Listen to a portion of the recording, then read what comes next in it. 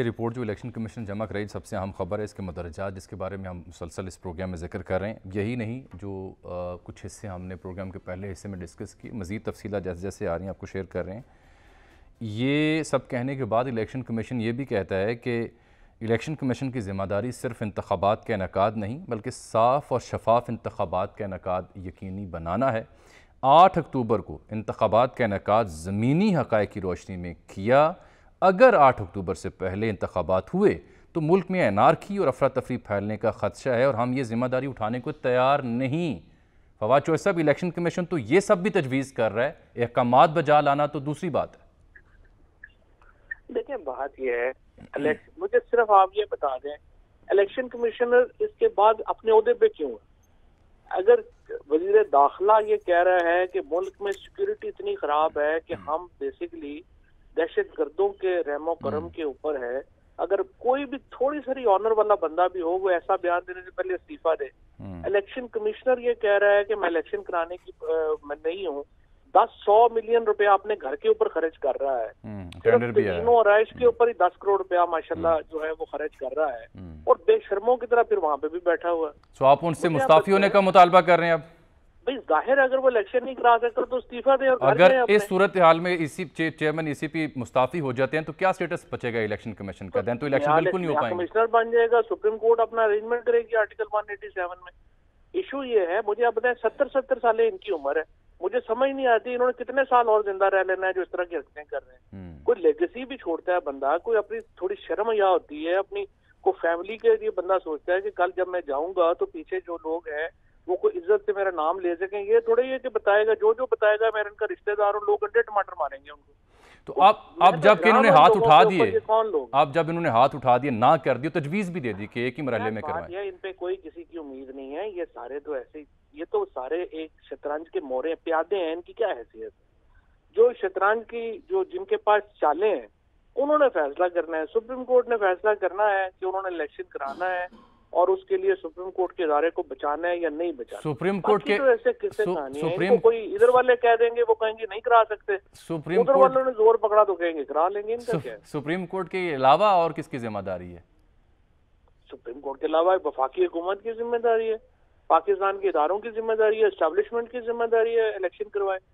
उनकी तो सुना एक मुलाकात हुई कल चीफ जस्टिस से। आइन को प्रोटेक्ट करने का हलफ लिया हुआ है या नहीं लिया हुआ? To preserve and protect the constitution of Pakistan. Definitely.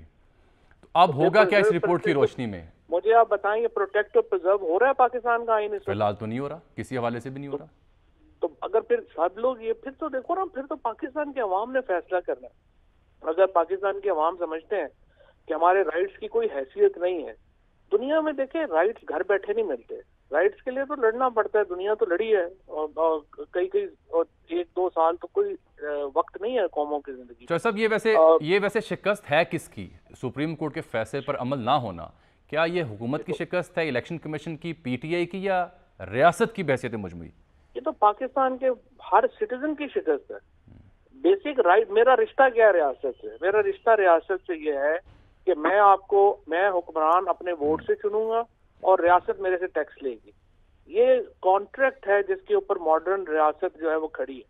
अगर आप मेरा राइट ऑफ वोट ही खत्म कर देंगे, 70% पाकिस्तानी इस वक्त नॉमिनेटेड गवर्नमेंट्स के नीचे अब जिंदगी गुजार रहे हैं। और हम इंशाल्लाह जो है वो अपने पिटीशन बना लिए तहरीक इंसाफ की तरफ से और दोनों चीफ मिनिस्टर्स की तरफ से।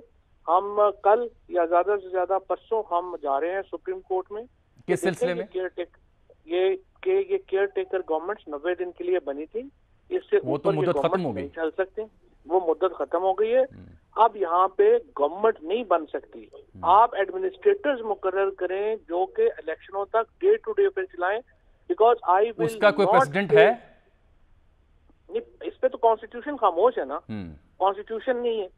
इसीलिए जो ये आर्टिकल 187 जो है जो कहता है कि सुप्रीम कोर्ट कंप्लीट जस्टिस के लिए कोई भी हुक्म जारी कर सकती है, हम आर्टिकल 186 की जो है इस वक्त करने जा रहे हैं। ये तो हो गया आपका लाहे अमल के यहाँ पे मुद्दत पूरी हो गई, निगरान सेटअप आपके मुताबिक बाकी बचता नहीं, एडमिनिस्ट्रेटर तयनात होने चाहिए। लेकिन जो इलेक्शन कमीशन ने ना किया और 14 को इंतखाब कराने से इनकारी है, उसको यकीनी बनाने के लिए आपका क्या लाहे अमल होगा? How to get it possible? इस वक्त जो है ना एक्स्ट्राऑर्डिनरी सिचुएशन है।